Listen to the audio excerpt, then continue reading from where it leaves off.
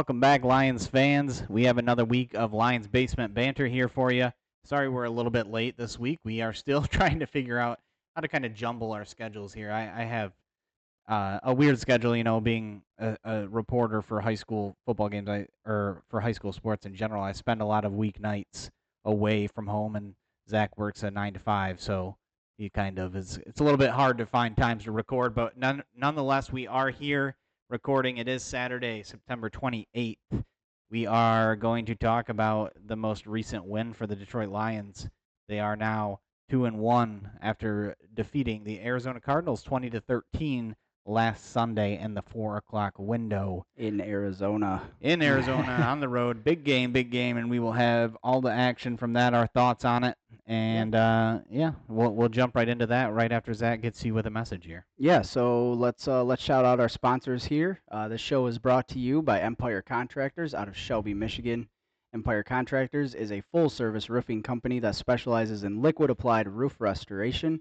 If you or someone you know needs a commercial roof, check them out at roofsbyempire.com or Facebook and tell them Lions Banter sent you. Yep. All right. So, you guys may or may not have noticed we are joined this week by a special guest. They probably didn't. I bet they didn't. This man right in between us, this, sexy pile of bones is none other than Scary Sanders. Yep. One of the best running backs to ever do it. Had to retire due to brittle bone disease. Very unfortunate. But it's okay because he's here with us now, and he's blinged out, as you can see. And Zach, I think you have something to say, something special about that chain that he's wearing around his neck. So this chain right here, the MCDC chain, I'm not going to touch him because I don't want. He's already looks like he's wasting away. I may or may not have snapped his head off pre-recording, so he's posable, right? There'll be an HR complaint filed. So I think he's doing all right. Anyways, yeah, he's got the necklace on. It is a chain. The head's about to fall off. I can already tell. See it here. I'm trying not to push. Yep.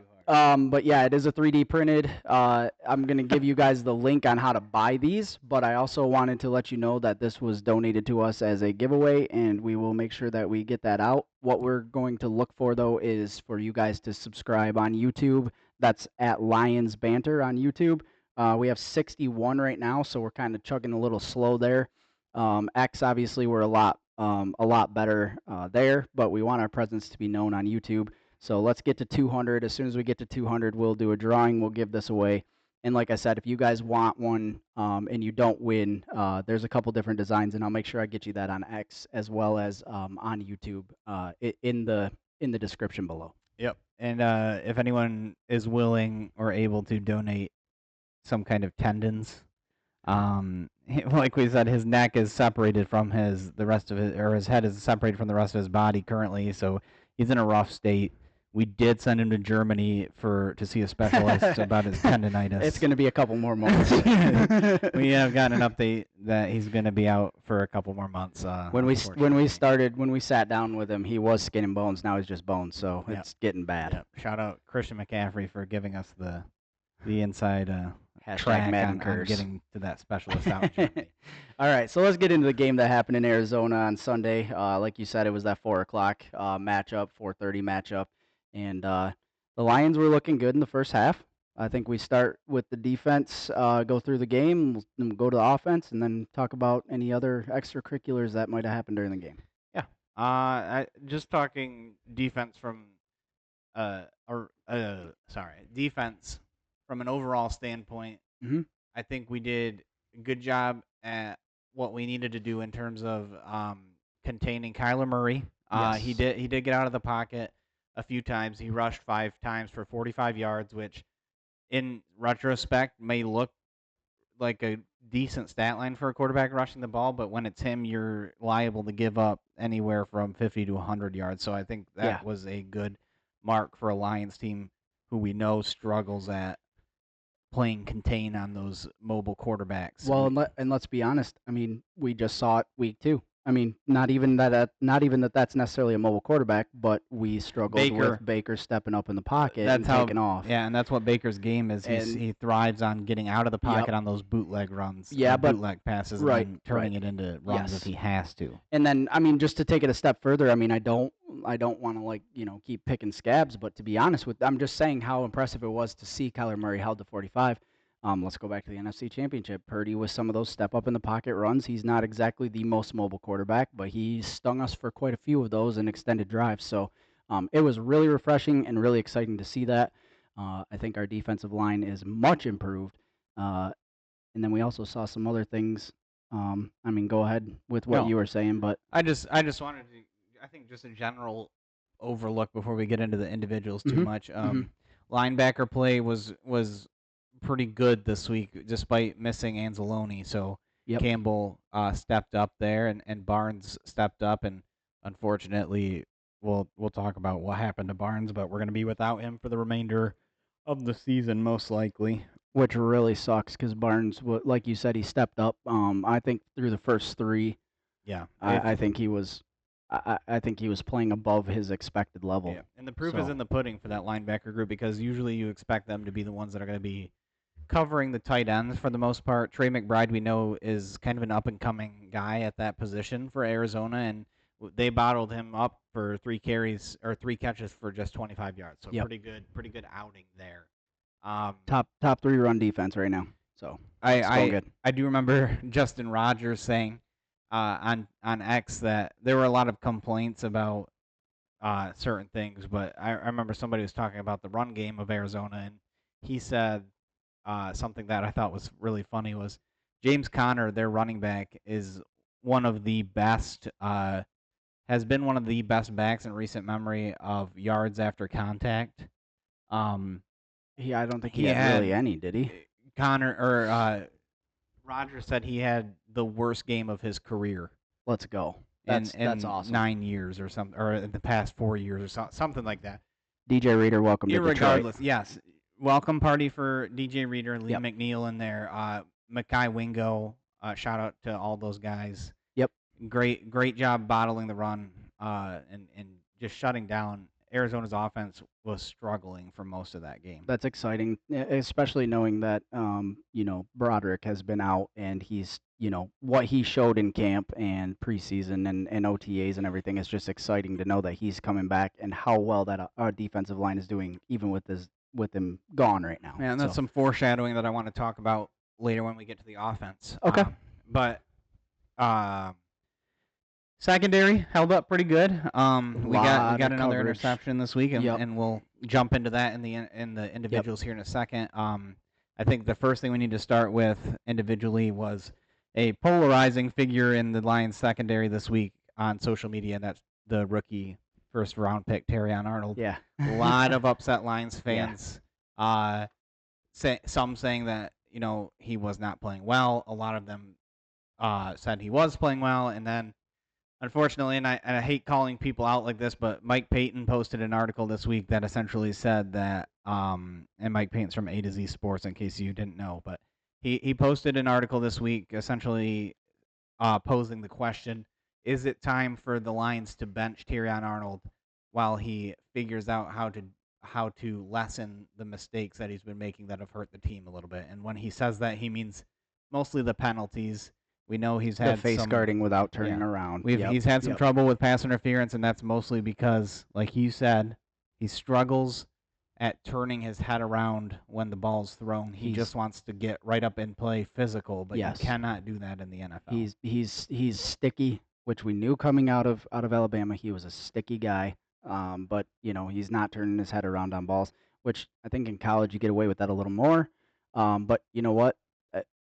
Keep going. I'm not trying to go. That's go okay. ahead. Say I just want to build off. I want to build I'll off have something. I want to build off what you just said because the getting away with it in college is true, but more so in the SEC. We know how physical that conference is. Yep. They are known for the bruising football, and the corners will get right up in, and they will jam you at the line, and they will play physical defense the entire way down the field. So that's something you get away with in the SEC, and we know. I saw this, and I can't remember. I would give credit if I could remember who it was. I saw someone on another pod talking about it, and it was a great comparison.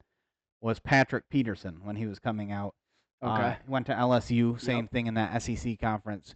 Struggled mightily with pass interference calls in his first few years in the league, and then after his first few years, he CB1 cleaned that up and in the became league. one of the best Yeah. corners in the league Yeah. for a good stretch of time. And Yep. he was a multi-time Pro Bowler. I don't know if he had any All Pro selections. I would be surprised if he didn't. But no, a great comparison there. And I think Yeah, that's a solid. I wish you knew who that was because that's solid for yeah. sure. And then just a point. I think this goes for both of us, and if not, you can correct me. And Probably all three of us. I might but- get mad at you if you do correct me, but Okay. I think we all saw, both of us saw that article from Mike Payton, and we rolled our eyes because yes, he gave up that really bad pass interference on, I think it was Marvin Harrison in the end zone, right? Yep. And that moved them to the 1 yard line and allowed them to score. Mhm. But the rest of the game, that man played really good. Like he showed the ability to be a shutdown corner, and I think you have to take some of those rookie mistakes as learning curves, right? I don't think you bench a guy because he's made a few mistakes in the early going of his career. I think the only thing that's going to do for a guy that's as confident as Tyrion Arnold is piss him off. And then that might lower his play because now you're in his head telling him that he's not good enough to be on the field Yeah. So after spending a first round pick on him. yeah. So I mean, if you'll allow me, I'll go off. I mean, I'll give Go you ahead. I'll give you what I have to say on this whole situation. And I'm gonna probably say the same things you did, just a little similar, maybe a couple things that like you said, correct me if I'm wrong or if you disagree, or if you think I'm going too far with it. Mike Payton, big fan. I've been a big fan of Mike Payton for a while. When he got to A to Z Sports, that was exciting. I used to like his takes. Feels like this season has been off. I don't know what Mike might have going on behind the scenes, but it just seems like his takes are off. Almost feels like a 97.1 at sometimes. Not all 97.1. We know there are some good people on there. There Maybe are. more Mike Valenti. Yeah, there we go. I was trying not to call too many people out by name, but yeah. So like, really, I'm discouraged by some of Mike's takes. They just seem like they're negative. The one thing I will say to that portion of this situation is what is Terrion Arnold going to gain? What is he going to learn by sitting on the sidelines? Maybe you're saying it might be time to bench him until he learns. Well, how the hell is he going to learn how not to do something while he's sitting on the sidelines? That's literally counterproductive. Like we've already thrown him to the wolves. He's already started. He's already going through the fire. You go with it. You got the Darius Slays, like you said. You got the Patrick Petersons. You got the guys that got out there and look what they did because they started day one, and you stick with them. And you say, hey, you know what? We're going to take the good with the bad, but we're also going to pick our poison, and we know that you're good, so we're going to stick you out there. My thing with Terrion Arnold is now I guess to some of the fans that jumped on that kind of bandwagon with that whole thing, that to me is a casual fan, and I'm not trying to call out all the fans. I'm not trying to say that, but what I'm saying is, if you look at one or two pass interference plays, I don't care if it's a 50-yard pass interference play. They're doing that right now because he's got to learn how not to do that. But once he does, look at the rest of the play. I mean, there was one sack. Hutch had one sack, and we'll get into that when we get more into his individuals. But I just want to point out, like, Kyler Murray ran for 45 yards not because they were like designed runs. He ran because he was standing back there in the pocket, and we could have had 3 or 4 coverage sacks if we didn't have a mobile quarterback against us this game.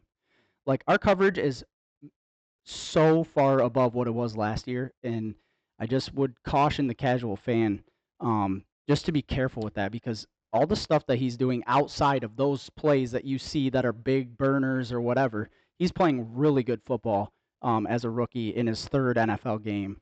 And I think Mike Payton acknowledged that. I'm not calling Mike Payton out saying that he's calling Terrion Arnold trash or that he doesn't deserve to And be I on wasn't the saying field. he was a casual either. Yeah. So What Mike Payton was trying to get through in his article, if you actually read it, was he's playing well, but the mistakes that he's making are big mistakes that are hurting the team in field position and possibly giving up points. And if he does not correct those, then that could be a problem for the team moving forward. So he is posing the question that maybe they not take him off the field completely, but don't put him out there as a starter and then let him work his way in at certain who do you have times. better? I know, I'm not. I know. We can go on this forever. Yeah, I mean, I'm just saying. I'm just gonna.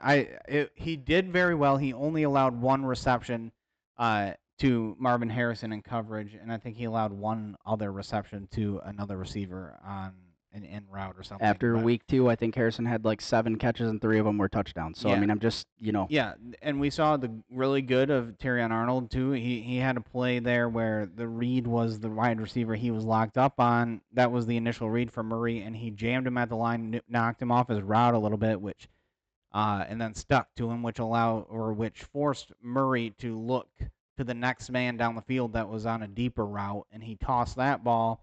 And by the time he tossed it, he already had 2 guys in coverage, and that would have ended up in another interception, but it was kind of funny that Branch and Kirby both wanted the interception, and Branch ended up hitting Kirby while he was going in for it, and nobody came up. That's with that it. pop fly. I gotta say, I got it. It was rough because Branch was in underneath coverage, so he was running with his eyes back towards the quarterback to catch it, and then Kirby was coming from the middle of the field. Obviously, they weren't fighting over it. It was just, it was one of those things where you're just happy that it wasn't a completion either way. Just one more thing on the Terrion. I want to expand on the last thing you said. If you do bench him, like you said, he is a confident player, and I want to underline what you said.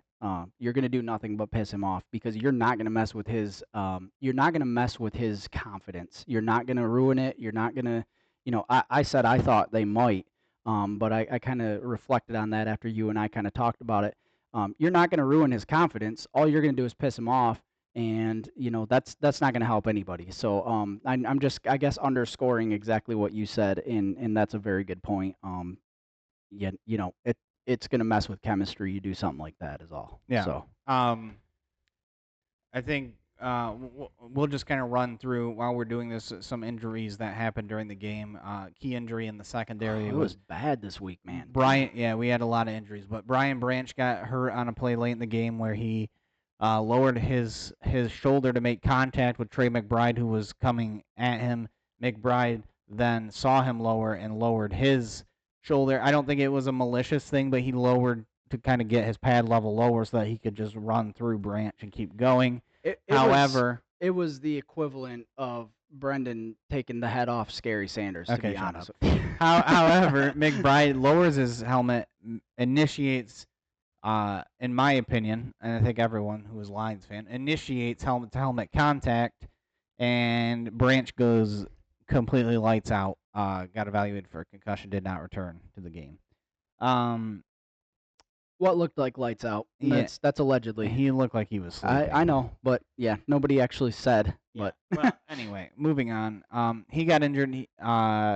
We'll talk about that at another time, but I just wanted to highlight that he did get fined $20,000 for that hit, or $20,000 for the game, $10,000 for that hit.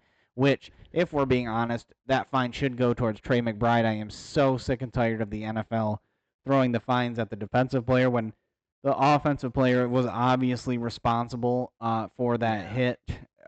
Brian Branch lowers his shoulder, does not lead with the helmet. Trey McBride comes at him, lowers his helmet, and initiates the helmet-to-helmet contact. That is an offensive fine and penalty, not against the defense. Yeah, that was pretty rough. I mean, I think while we were sitting here watching, I think I remember you saying, like, that was definitely on McBride. Like, he definitely turned. That should be dirty. There should be a penalty. Whatever. Looking back at it, I don't know that there was a penalty there, but yeah, like you said, that's bad form for the offense. Yeah. So. Okay. So we'll move back down to the linebackers again. Like we said, had a good game. All I really want to talk about here is that we did have a major injury to Derek Barnes, being classified as a knee injury. He went out, did not return to the game. In a dirty play. it looks like, according to Dan Campbell, that he is going to miss a significant amount of time. Absolute dirty play. Absolutely dirty play. I did not see the replay. Got chop blocked. Dirty play. Okay. I didn't see it, so I can't speak on it. But okay. I'm speaking on it. Yeah. Barry, anything or Scary, anything? Sorry, Barry. So do you remember? I don't remember. Did Campbell give a timetable for his return? I know he said he was going to miss multiple weeks. They put him on IR. I don't think there was. I think they were saying IR, and with the bye and everything, they can reevaluate. Essentially, that's 5 weeks, I think, with the bye. Well, 6 weeks.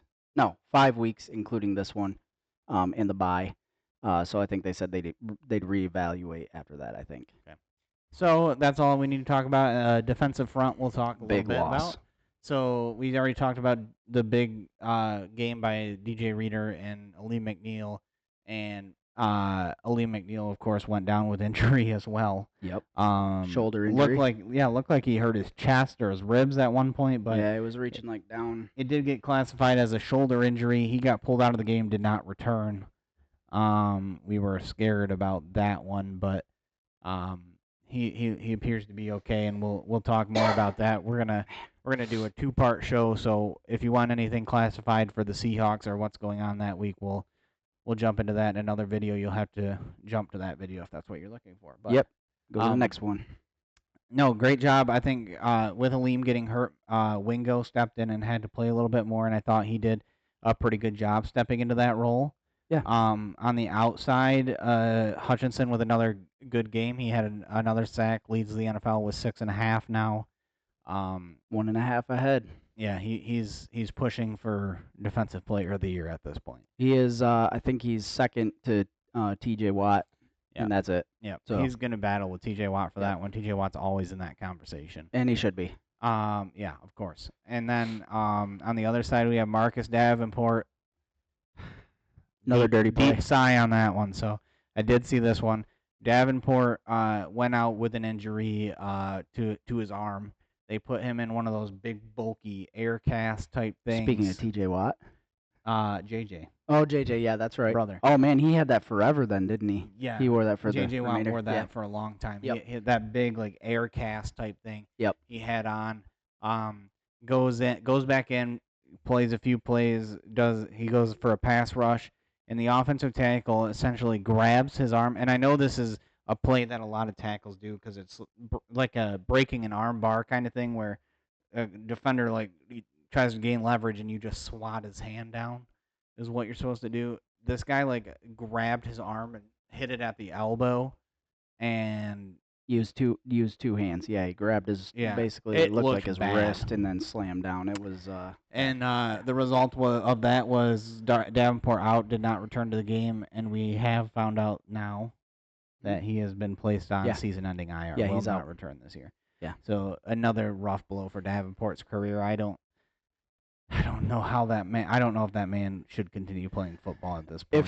If I know I'm naming running backs, but Nick Chubb, J.K. Dobbins, if they can do it and get injured every year, Keenan Allen. But he's got a chance, but still, man. Let's be honest though. When you're talking about those guys, they have proven production at a Pro Bowl level. Correct. Marcus Davenport has been.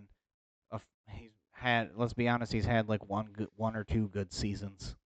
And this could have been that one. It looked good. On those. I'm a little upset. And I'm gonna give him that props. He did look really good. I'm upset.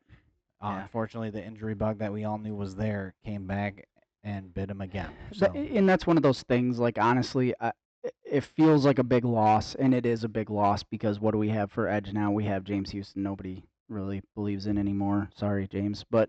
We have. I mean, obviously, we have Pascal, we have Wingo, we have Enrique. Yeah, Levi. Yep.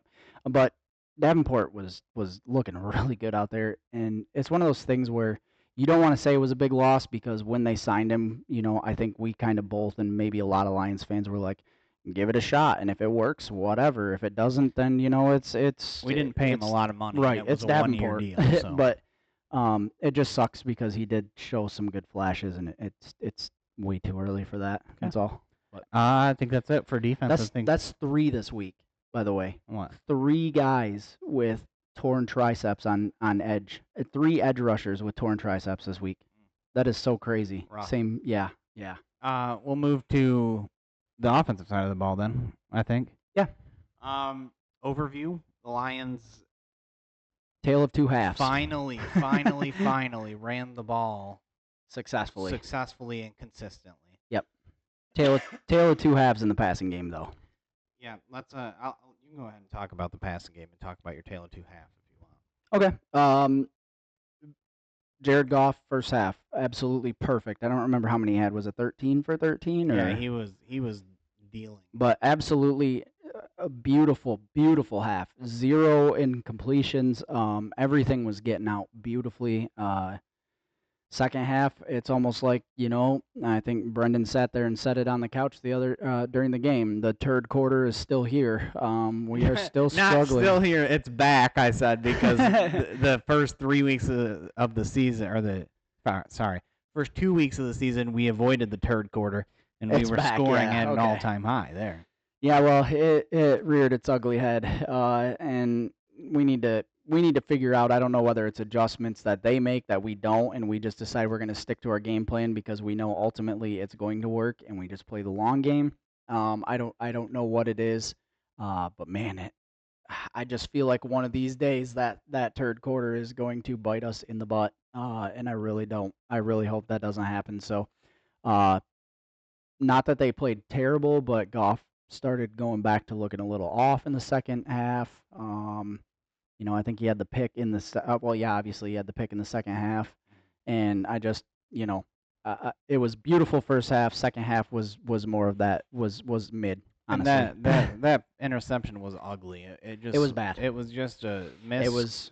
Throw over the middle of the field right into the hands of Gardeck. So again gonna say it. Love Goff. He's our quarterback. Do not want him going anywhere. But that interception was what looked like what has plagued him with interceptions this year. It just looks like this season that's the kind of interception Goff is throwing. It's just an ugly one, and it's a miss, like a miss.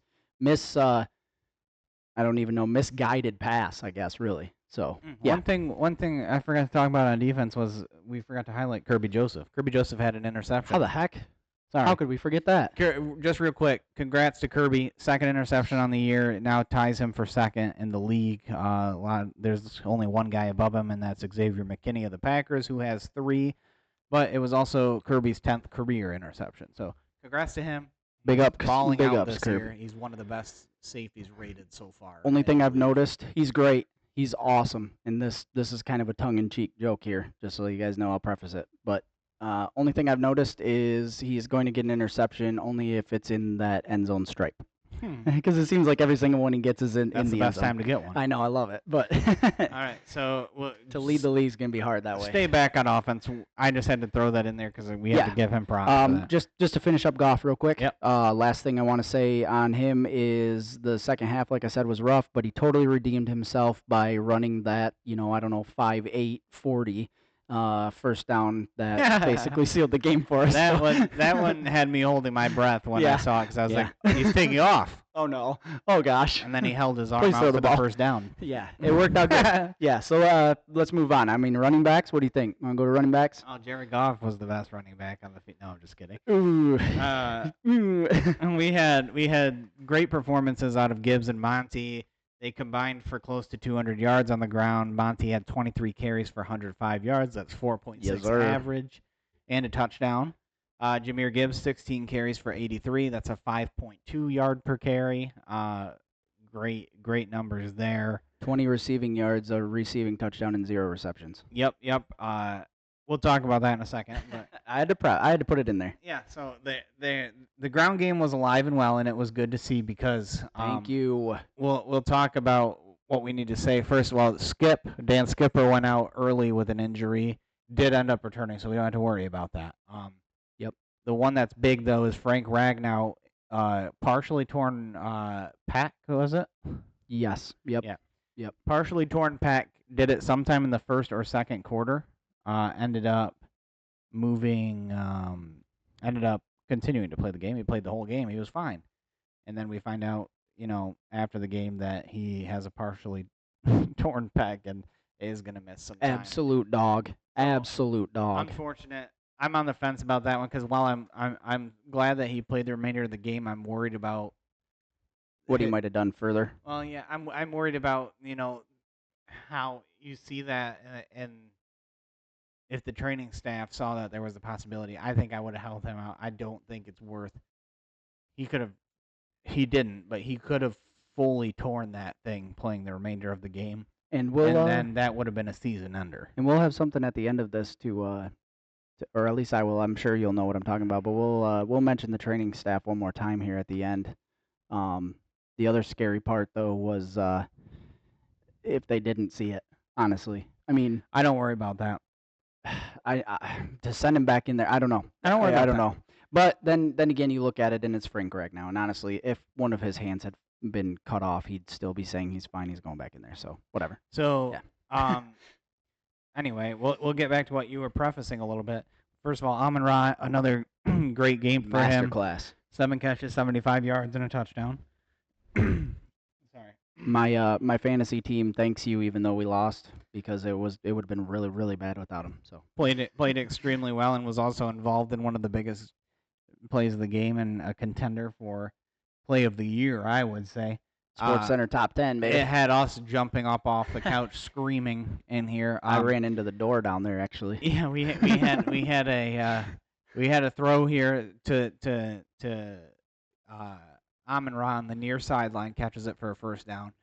Looks like he's probably gonna get tackled at about the 20 or something like that. Mm-hmm. Catches it, and then out of nowhere, Gibbs comes onto the screen, and we see Amon-Ra just toss the ball back on hook and ladder to Gibbs. Gibbs grabs it and explodes for 20 yards and a touchdown. Yeah. And it was one of the most beautiful plays I've ever seen in my life. Goff said they'd practiced it a few times leading up. Back to OTAs, they practiced it, and I start to wonder if that's what Syndicate was talking about when he saw that awesome play. And it's crazy if they pulled this off. They did it, and they pulled it off. And it's funny because Goff said they call it shake and bake. So he said just like Talladega Nights, it's like their brothers out there shake and bake. Yeah. So we had another key injury on offense with Sam Laporta. He went out on that play. Yeah, he went out on that same play. Luckily, Brock Wright stepped in, and Brock Wright was playing a pretty good game for a backup tight end. 4 catches, 34 yards is nothing to scoff at. Honestly, matching the Niners on Brock Wright was one of the best offseason things we did. Honestly, I mean, I know that seems like an under the radar thing, and I'm just absolutely like super happy that we did that. I really am. He's a really good tight end. Yeah. So those were the big players on offense, though. But this week we did have Tim Patrick up on the active roster. Allen Robinson also got called up, although we only saw him on one play. He didn't really do much. I think it was a run play that he was in there for anyway. Tim Patrick, true X, baby. Tim Patrick caught one pass for 8 yards, so I'm not ready to say that yet. But they use that. Yeah, I know, but he hasn't played in essentially 2 years of football. But they've used him for 2 out of his 3 call-ups, so we'll see what happens. Yeah. And maybe talk about that later. Yeah. Great game. I think credit is due to Jack Fox. He won Special Teams Player of the Week for his performance. Oh, man. 5 punts. He had an average of 49.4 per punt, landed 4 of them inside the 20. Him not getting the game ball was absolutely... I know, which is why I was going to say something about the training staff, because that's what I was going to say. The game ball went to the training staff, so I don't think we need to be calling out the training staff, the medical staff, because they did a great job getting identifying the injuries, getting the guys what they needed to get back into the game, some of them, and taking the guys that didn't need to be in there out. That's why I wanted. That's what I was going to say, but I was actually going to go a little bit more of like a, I guess a joke. It was just funny because like. Some of the memes in reaction to them getting that, and then like realizing how many injuries there were. Obviously, they have nothing to do with the actual injuries, but it was really funny to see like people were showing them, Campbell throwing the locker room game ball to the leader of the training staff, and like then pointing out like the injury report, and I'm like, yeah, that's. I mean, if taken out of context, it's rough, but yeah. Jack Fox should have got that game ball though. Yeah, I don't care. Masterclass of a game. He's been playing. Won that game for us. Deserves to be an All-Pro this year. Yep. That game was won by Jack Fox. It was insane performance. Mm-hmm. Do you have anything else to talk about on the Lions side that you want to note before we dive in a little bit on the divisional result? I don't think so. I mean, I think it was a good win. I hope we start scoring more points. 20-13 is good on the road in week 3, but I think we're gonna see a couple of games here where we're probably gonna have to score more than 20 to get a win. So This show is brought to you by Empire Contractors over here in Shelby, Michigan, on the west side of the state where we do our show, right along the lakeshore. Empire Contractors is a commercial roofing contractor who specializes in liquid applied roofing restoration. Check this out. they can clean your existing roof, make some minor repairs, and apply a new thick coating system over your existing roof, avoiding expensive and nasty tear off, saving you about half the cost over other systems. Empire Contractors work the entire Great Lakes region. Give them a call to see if your roof is a candidate.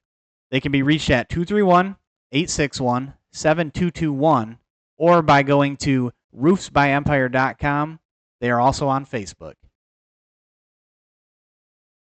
So, looking at some results from around the division, we have the Chicago Bears losing to the Indianapolis Colts. Bears are now 1-2, the only team in the division without more than 2 wins, or 2 wins or more, I should say.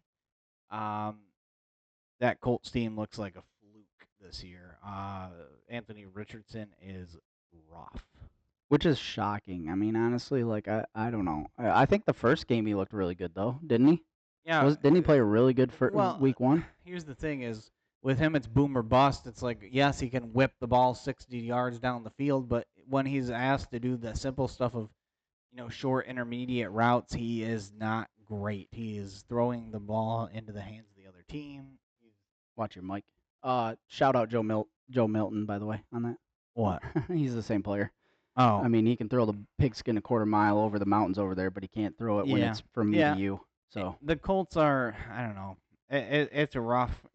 I'm hoping they figure it out as it goes, but Anthony Richardson has got to figure out that ball.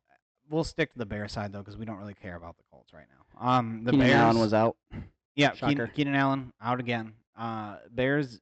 Oh man, they did not look good. Did not score in the first half at all. Came out in the third quarter and put up 3 points. And then Caleb finally got his first touchdown pass, Yeah. which I won't say too much because His- Jaden Daniels got it in the same week. His So. first touchdown pass connected with Romo Dunze for his first touchdown catch, and that celebration was kind of funny. I will give him that. What are they gonna do? Cut that game ball in half? No, How are they gonna do that? Dunze took it. He was not giving it up. That's awesome. Did you see the celebration? No, I didn't see it. Yeah, I saw him running off with he it. but I caught didn't the see it. ball and he was like holding it out towards Caleb, like, look at this. Then it was running away with it, and Caleb was like going like this, trying to get it back. It was a funny little exchange, but Just the way you made Caleb Williams running, Yeah. is kind of funny. well, that's what he did. I'm not even. He was like trying to box him out, kind of. But 33 of 52. Caleb Williams tossed the ball 52 times. 33 of 52 for 363, 2 touchdowns, 2 picks. Ladies and gentlemen, we all know, based on Lions Week 2, what it looks like when you throw the ball 50-plus times. It is not going to be a good game for you, period. And this is different though, because Caleb Williams is the type of quarterback who's designed to be able to do that kind of stuff. He's got the arm talent and the durability, and he's got it. And I'm not saying Goff doesn't, but he's just not that kind of quarterback. You're not gonna. They don't have an offensive line to throw Yeah. that ball that many times, though. Yeah. That's what I'm saying. Oh, But okay. Yeah, but sorry to steal that. the problem is, you're throwing the ball that many times. You just went out and spent a massive contract on DeAndre Swift, who, by the way, didn't even lead the team in rushing. Roshan Johnson did. DeAndre Swift carried the ball 13 times for 20 yards. 1.5 yards per carry. I do believe I saw a stat, and based on, I don't know what the volume was, but based on a certain amount of rushes, DeAndre Swift is dead last in running backs in average yards per carry so far this season. Well, we tried to warn the Bears. I do not know why you gave DeAndre Swift, out of all the backs that were available, why are you giving DeAndre Swift a massive contract? We've seen Aaron Jones, who was out there. He's playing really well for the Vikings right now. Saquon Barkley is having an insane year for the Philadelphia Eagles right now. Austin Eckler is playing pretty well for the Commanders out in Washington. It's just Even on a absolutely decimated offensive line, Kyron Williams is looking all right. yeah. Well, I mean, he wasn't a free agent. No, I know. though. I'm just saying, like, you look at some of these guys that, Okay. you know, You're I'm just comparing the offensive yeah, line. Thank you. yes, yep. No, People that I was just saying to go out there and spend that much money on a guy like that who I didn't think was the yeah, as top of the far running as back class free was. agency, that was absolutely that was insane, Yeah. insane. We both laughed out, literally laughed out loud when we saw that Yeah. come through. Yeah. So So they did have another interception. That one was ugly. Anthony Richardson just threw it right into the hands of Tremaine Edmonds in the end zone for some reason. Montez Sweat came up with a sack as well. Jalen Johnson had a pick as well. So defense still looking strong for them. I was gonna say give this the NFC North is a defensive struggle right now. Absolutely defensive battle. I mean, like the Bears are dealing. We'll talk about the other two teams, but I mean, even the Bears defense, they when they played Tennessee, they beat Tennessee on their defense alone. Yeah. That's it. Yeah. So I want to move to the Packers next. I think that the other game with the Vikings is the one we should talk about last because it was probably the biggest one. Yep. Packers beat the Tennessee Titans, who are now 0-3. Packers moved to 2-1, 30-14. Malik Willis gets the nod with Jordan Love out and looks absolutely, not I won't say insane. Looked really good against the team that traded him away. And he's now done.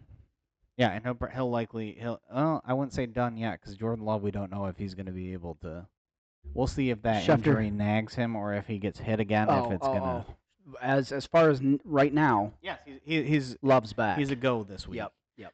But Malik Willis, 13-19 for 202 yards and a touchdown. Looked great. 6 carries, 73 yards and a touchdown. I'm not gonna glaze these guys. And I'm not gonna go too far off, but him and not that he's doing amazing, but Justin Fields, start to wonder if it's just literally the location. Yeah.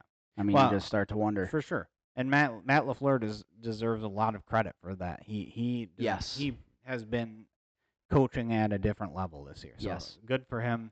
I still hate the Packers, but yeah, they're doing well, but they also spanked a team that's absolute booty cheeks, and I mean, they're more worried about mayonnaise cologne than they are about winning games. I will say though, the Titans' offense is pretty atrocious, right? But the defense is strong, so to be able to do that against look their at who defense, they picked up this year. Yeah, I know. And who they lost, but the defense is it has been impressive for them. Their defensive front, especially, and I don't know if that's part of the reason, or that Josh Jacobs had the outing he did, or if it's just exactly what we talked about earlier in the year, where he's kind of that back that has a few explosive games, and then he's just asleep. Yep, you're gonna have some games. Yep, that for sure. 14 carries, 43 yards, was the third leading rusher on his team.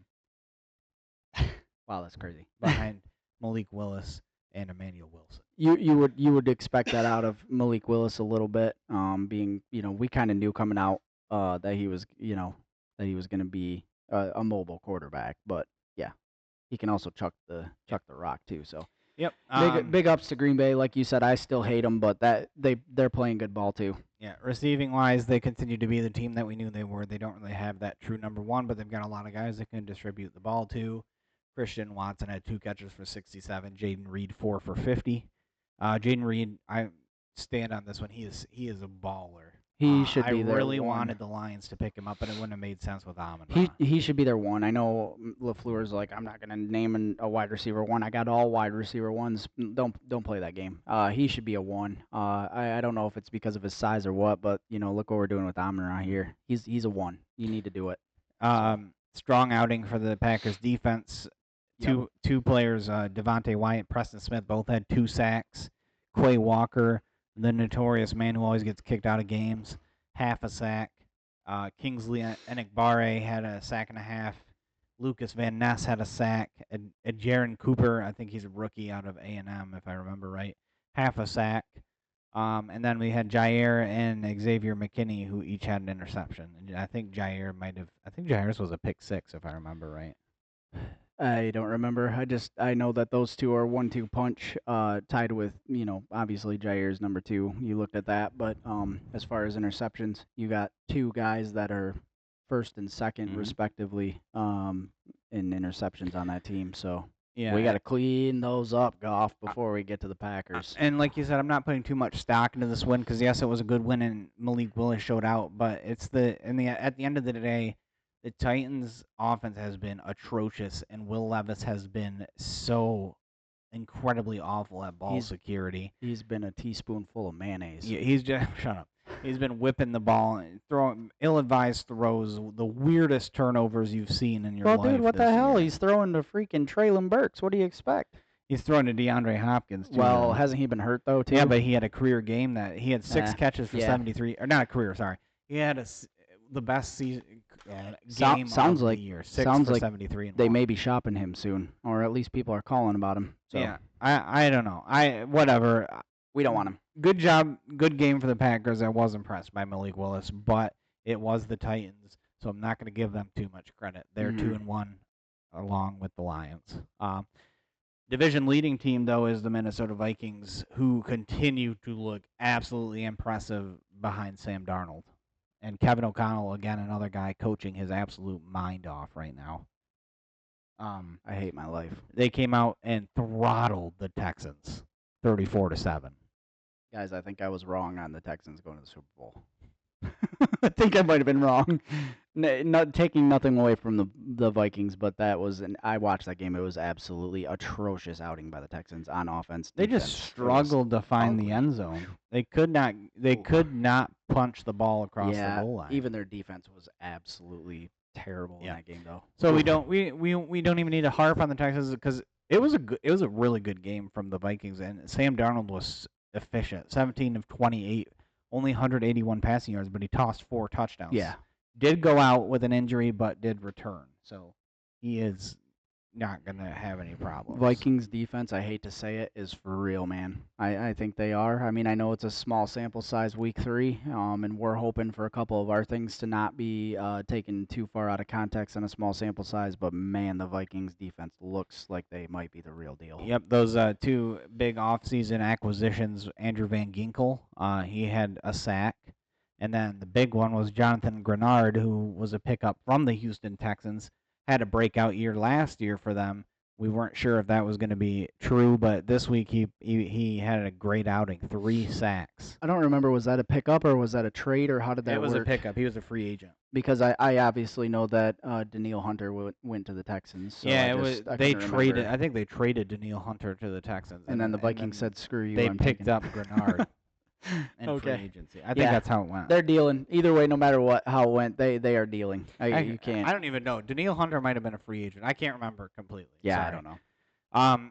They had 2 interceptions on defense as well. Cam Bynum had one, and Kamu Grugier-Hill had one at the linebacker position. But yeah, strong outing by the defense. The one thing, though, that I do want to say about them is this team is scary now. They're about to get a whole lot scarier. They are getting back Jordan Addison this week. He is playing this week. Yeah, until he gets in trouble. But yeah. Yeah, okay, well, whatever. But Aaron Jones, great game. 19 carries, 102 yards rushing. Also had 5 catches for 46 yards and a touchdown. What were the Packers thinking? I still don't get that one, dude. I think it was more of an age and not wanting to pay him the money he wanted, and they thought it would be better to pay Josh Jacobs, who's led the league in rushing and is younger. But it hasn't worked for them so far. No, that was a bad decision in my opinion. But. No, I just think the Vikings look scary right now because Darnold's playing well and Jefferson's playing really well. Aaron Jones is playing really well. Yes. They got a good fill-in for Addison and Jalen Naylor, who's been playing pretty well. They had a little bit of a scare. And now they're about to get Addison back. They had a little bit of a scare with Darnold. He did get hurt last week, and they weren't sure. And I did say that, but he did end up coming back. Okay, yeah. Okay, I got you. Yeah. Yep. So I don't think there's any concern to be had yet there, but no, I don't think so, but we'll see. I don't know. The question again with Darnold is he bad? Has he been bad to this point in his career, or has the coaching that he's been wrong just place? Like I said with the other quarterbacks, wrong place. Yeah, because he looked decent with the Niners when he was the backup there. What's going to happen when Bryce Young gets traded and he goes somewhere and he absolutely balls out? Not saying he will, but I'm not going to commit to that one. I have a coworker who's a Panthers fan, and the things that man says about Bryce Young are out of pocket. Is there any way? like in the last couple weeks, have you given him like a wellness check yet? Have you I, checked up I on ask him. I ask him each week how he's doing. Okay, good. And he always just pops off about how bad they are. And yeah. then this week he was like, he's like he hasn't been watching the Panthers games because he said there's no point in getting red zone. Paying for it. Yeah, for real. And Ouch. he's like, there's no point in paying for red zone if that's what I'm gonna have to watch. Painful. He said this week, he said the Panthers and 30-some-year-old Andy Dalton are gonna con him into getting red zone again because they're actually doing something. Oh, now. wait. Speaking of the Panthers, I see you're wearing the jersey that we copied. Oh, shut up. that pissed me off so much. I'm like, dude, it doesn't even look close. I got you. I know. Yeah, we'll talk next episode. But that's it for around the division. I think that's all we need to talk about. Yeah, right? I think we're good. Okay, so that's the recap of what happened in the last week.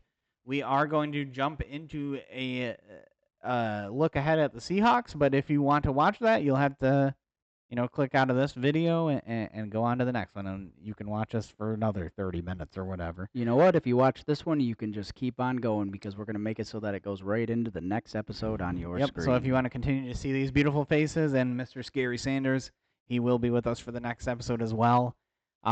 If you aren't interested in the preview of the Monday night game against the Seahawks, I guess, you're not a real fan. We bid you adieu, and we give you a hearty Go Lions. Go Lions, baby.